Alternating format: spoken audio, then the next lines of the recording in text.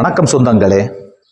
வாழ்க்கையிலே வெற்றி பெற தகுதி என்பது மிக மிக அவசியம்.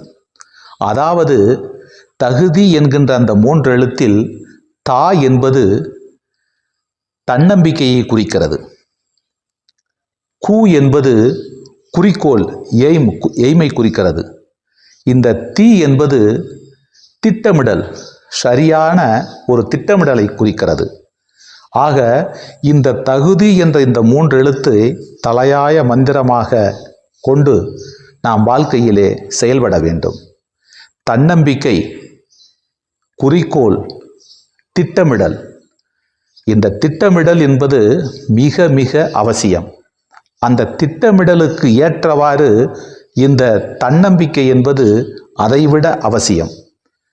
இந்த தன்னம்பிக்கை என்பதை விட ஒரு குறிக்கோள், எடுத்த செயலை முடிக்க வேண்டும், முடித்து காட்ட வேண்டும் என்கின்றது இந்த குறிக்கோள்.